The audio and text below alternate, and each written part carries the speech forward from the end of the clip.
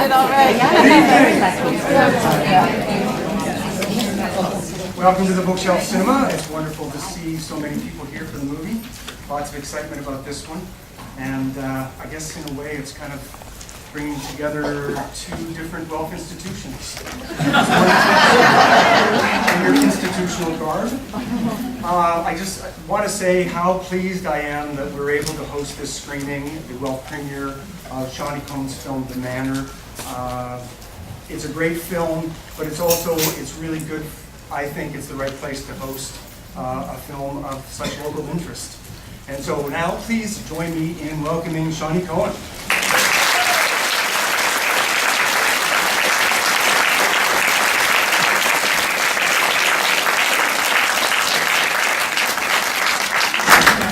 Thanks everyone for coming. It's been a long journey. It's taken me 5 years to make the film. It's had a short life so far, but I think this is probably the best place it could possibly show. I'm so happy that it's well funded. It's a very personal film. It's about my family and as you know, the Manor. So I don't want to give too much away, but I will be here to answer any questions you have. There's also an after party at the Manor after the next meeting. My mother's there, my father's there, and ask any questions you want.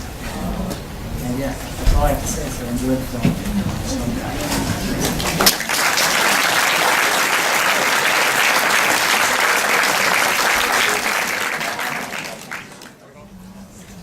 Please join me in another round of thanks for the director of The Manor, Shawney Cohen.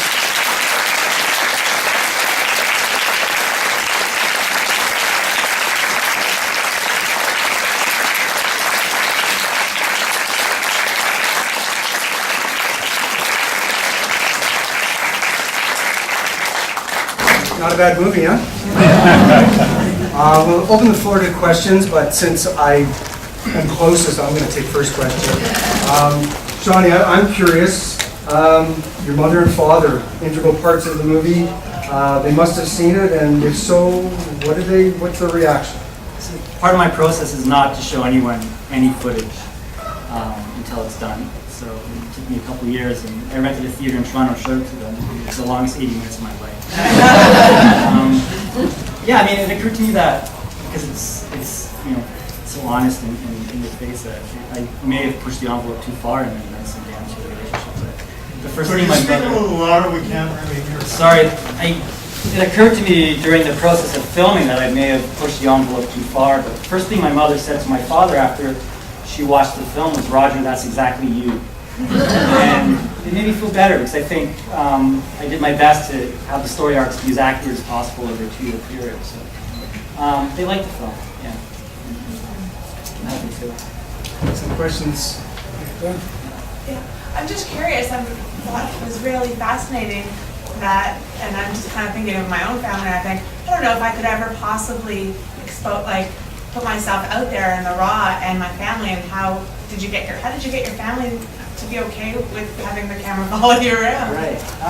It's not like I just showed up there and started filming right away. I worked there for over a year, and I slowly got into the process of filming my father. I think the first thing I filmed with my father was he was talking in Hebrew in his office, smoking a cigar, and just swearing, and his feet were on the desk, and he just jumped into the lens, and I really got addicted to filming him. And, slowly after that, I started filming my mother. And my mother, it was interesting. It almost became therapeutic. Her issues were not something that she talks about publicly. Her relationship with my father, the strip club, but when the camera was on, she just opened up in a way that was quite lovely. So, I'm happy to say she's gained actually 10 pounds since she's watched the Love Club, which is great. So yeah, it was slow. It was also my first feature, so I'm running around with the camera, and in many ways I didn't really know what I was doing. So I look back now, and it's probably my best asset because they let their guard down and let me film a lot. But in the end, I think it was about trust and access, and they trusted me to tell these stories. You did. Okay, yes? I'd always heard that the organized crime, the Hells Angels, run the strip business. I didn't see any mention of that as well. A lot of that comes from, I guess, different things you read about police and their perception of different strip clubs. But certainly, while I've been there, I've never witnessed it. A a lot of times they come in maybe once a month, and I'll talk to them, but they certainly don't run the place. They're occasionally there and the customers. But, I've never witnessed that. I'm not sure where these rumors or ideas come. I'm sure they run other bars, but definitely not that. Yes? Shawney, do you think that maybe doing the film, and because basically it focused on your father, do you think that sort of motivated him, or it might have spurred him in some way to leave a legacy, to develop that legacy?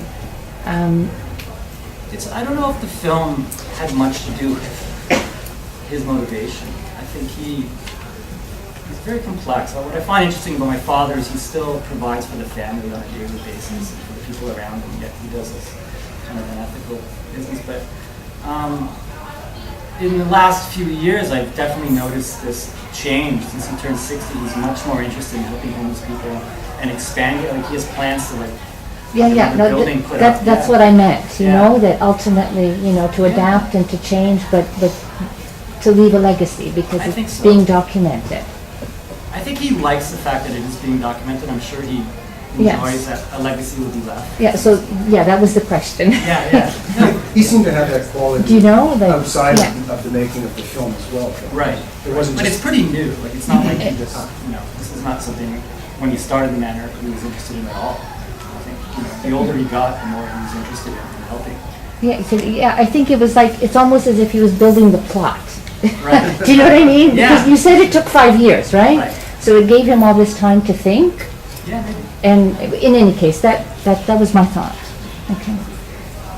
Yes. What's the future of the Manor? Are they going to demolish it and build condos? They actually can't demolish it because it's a heritage site and it's one of the oldest buildings in the world. So, no.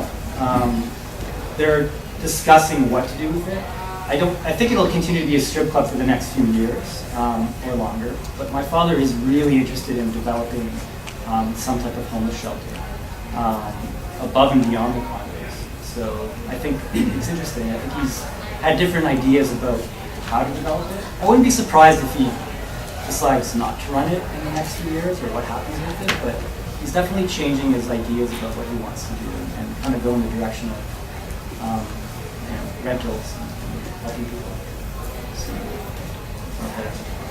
Do you have a question? Sure. You said this was your first feature. What are you kind of like in this business now? Or are you still working at the strip club? Like, are you a director now? Is that your new gig? I was an animator for about 10 years before I started working with it. What's your next project? Yeah, no, I'm going to film-wise? be starting a new documentary soon. So that's what I still work Sundays and Mondays, and the rest of the week I work Sundays. So I don't see why I can't do both. That's right. So yeah, I mean, it's still part of my life and it will continue to be as long as it's there. But yeah, no, I would say 50% manager at a strip club, 50% filmmaker. Okay. Yes? In the movie, your dad said, you have nothing if you don't have the Manor. And I just wondered if you can say a little bit what he's thinking behind that. How do you respond to that? Yeah, it's a good question. I mean, it's complex for me because it's provided for me and my family. A liberal arts education, everything that I have in life is come from him and the Manor. So, yeah, I mean, I think fundamental differences in how I live my life, how my father lives his life. I'm not as motivated by money as he really kind of is, although that's changing a little bit. Yeah, I don't know. I was hoping during the process I'd maybe discover I was adopted.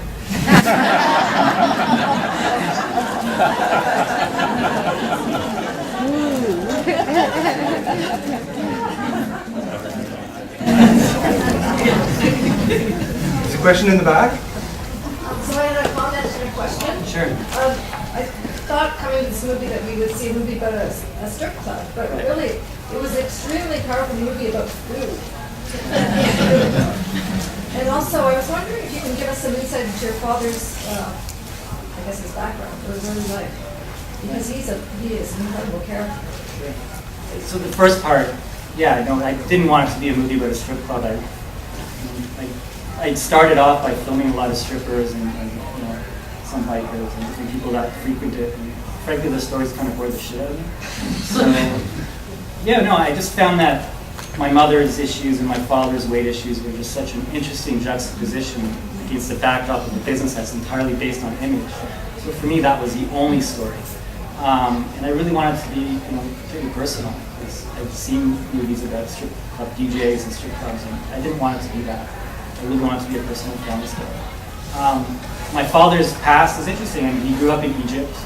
He immigrated to Israel when he was, I think, 4 or 5, and then he came to Canada as a teenager. He didn't speak much English. He drove cabs and worked odd jobs in different bars.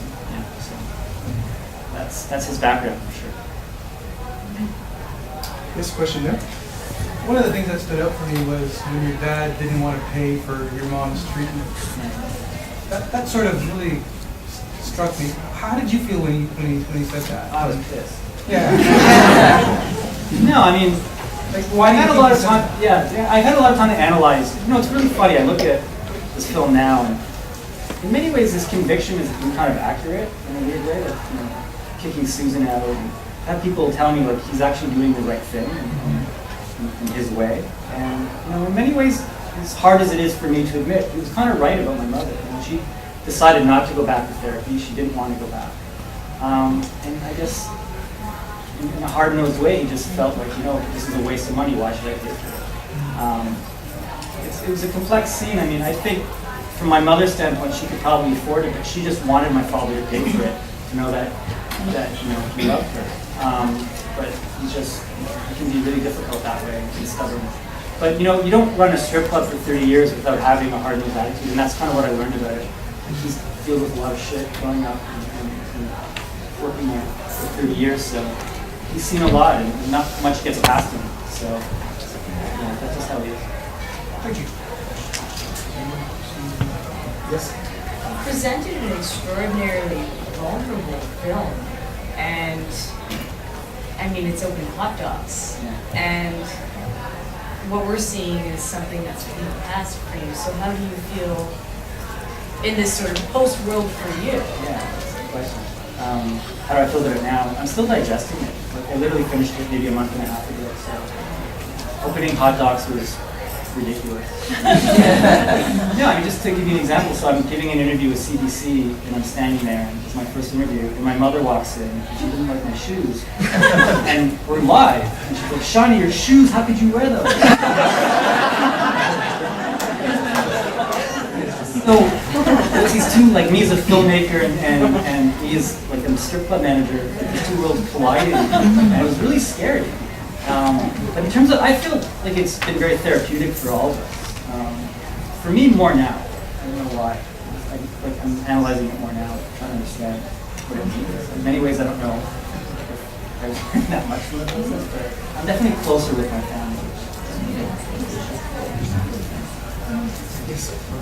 Shawney, do you think that this will drive traffic to the Manor and help your father leverage this for the good that he also wants to do? I hope so. I don't know. I mean, so there's a party at 11 o'clock. Every night.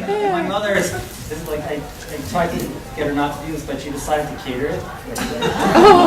She made like 300 cabbage rolls, and she said that everyone here is invited. That's at 10:30. But how business? I don't know. I don't know that this type of crowd would be the same crowd that would be interested in lap dances. But I would say, to go back to like the Hells Angels thing, and I'd encourage you to check it out and just see what it's about. Because I think, as you see, there's a lot of misconceptions about the type of family. Like, a lot of strip clubs are family owned. I've had people come up to me and say, we run a bakery, I know what you're going through. Except for the buns. Yeah, so and that's what I found interesting with the story too. It's like, it's a very tight-knit group, and everyone, it still work. Like what the strippers do there and how they kind of function, it still work. Everyone has a job to do. And that's what I found to be the most naive from my side. I thought it would be a lot easier working there. But it's tough. Sorry, a bit more technical this time. You said it was shot over like 5 years or something? So it was shot over 3 years. So how many hours of footage did you got, and how long did it take you to like kind of edit it down to like 80 minutes? We shot 200 hours of footage. So to give you a ratio, so most fictional film shoot at an 8:1 ratio, so 8 hours of footage per 1 hour gap. So we shot at 200:1 ratio. It's pretty crazy. So we shot for about 3 years. It took us 16 months to edit. Which is pretty crazy. But we, you know, a lot of times we get the score right. So yeah, but I wanted to get it right. You know, I pushed it a bit past deadline because I just felt like it needed to be perfect. I still don't think it's done. I just feel like I abandoned it. It is what it is. Oh, yes. It's my 65th birthday. Happy and birthday. Oh, thank you. And I've always wanted to go to the Manor.